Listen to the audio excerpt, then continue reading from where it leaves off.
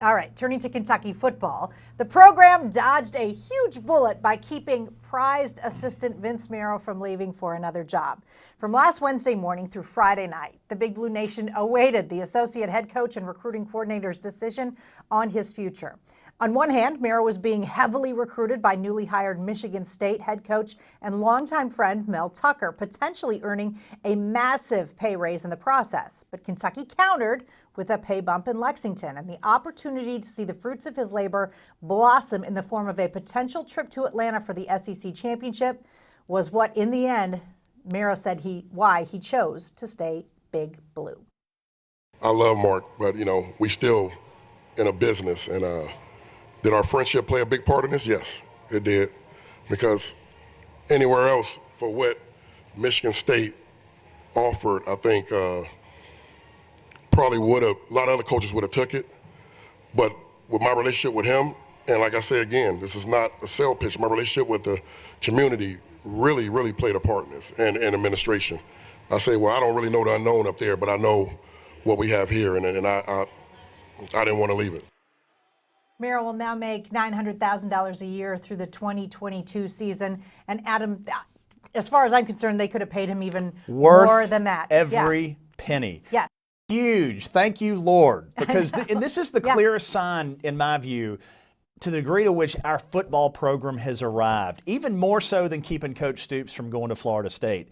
When we can keep a top assistant from going to a major Big Ten program and keep them here at Kentucky, and for him to go on to say that he knew in his heart that he never wanted to leave Kentucky, that is fantastic. It shows you that our football team is on the right on the right path. And for him to say that 2020 could be the best Kentucky football team that he and Coach Stoops have had, that's something to get excited about. I cannot wait till spring practice. So Kentucky's on the way up. Michigan State is definitely having to rebuild. That's right. But the fact that the athletics administration was willing to say, we will pay what you need to stay here is something that wouldn't have happened 10 years ago. Listen, Mitch Barnhart deserves a lot of credit. Mitch, thank you. You did a great job. And now let's just go win. That's right. All right, now to politics. Presidential primary season is in full swing with a rough start in Iowa, where Democrats struggled to determine an actual winner in the caucus. Last week, voters in New Hampshire got their turn, and Nevada, South Carolina, and a majority of other states will conduct primaries well ahead of May 19th, when Kentucky takes its turn. Some say that needs to change, as more than 90% of delegates will be awarded before Kentuckians fill out a ballot. Those in favor need to move our primary to mid-March and give Kentucky's 52 delegates a chance to make a difference. Adam, by the time you saw all the candidates that were in Iowa, by the time we get to Kentucky, it'll be 2 or 3. It will, but we still may matter, because this is such a divided, brokered Democratic nomination process that Kentucky may actually have big impact. What a lot of people forget or just don't know is that in 1988, Governor Wilkinson moved up Kentucky into the Super Tuesday primary to try to benefit Al Gore, and nobody showed up to vote. So we've tried this in the past. I certainly am all for Kentucky having a larger role beyond Mitch McConnell and Rand Paul in American politics, but we need to figure out the primary thing. But I think the game is actually coming to us, because I think the Democratic nomination won't actually be determined by the time it gets to Kentucky this year. So this year aside, though, you still like it in May? I do, because that's when we traditionally have our primary, and I don't know, we would have to go about a different kind of process to move ours up, to have people conditioned to actually come out and vote. All right. In Washington, the two senators that Adam just mentioned are at odds over whether the president should have power to take military action without asking Congress first. Last week, the Senate passed a war powers resolution that restricts President Trump weeks after he approved an American airstrike that killed a powerful Iranian military leader who had been denounced by both Democrats and Republicans as a murderer and a terrorist.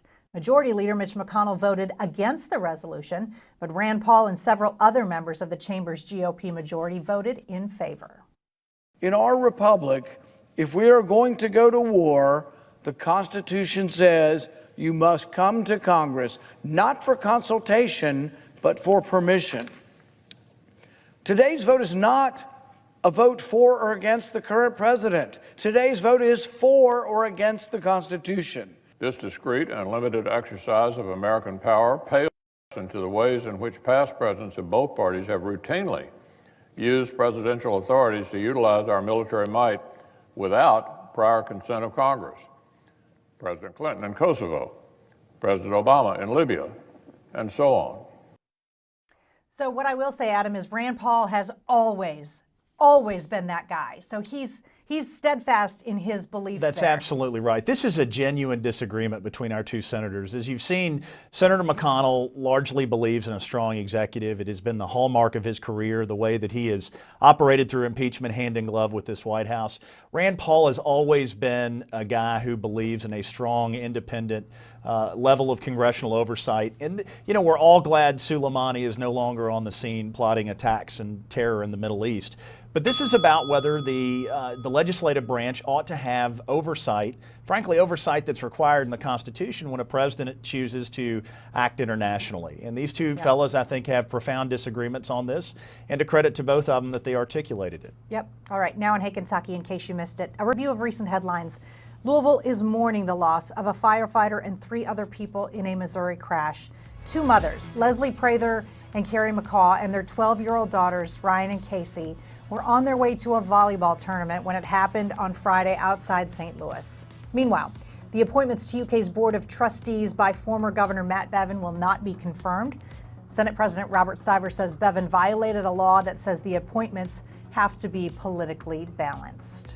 Up next on Hey Kentucky, I'll go one-on-one with former Wildcat Willie Cauley-Stein. The big man talks about his newest NBA home in Dallas when we return.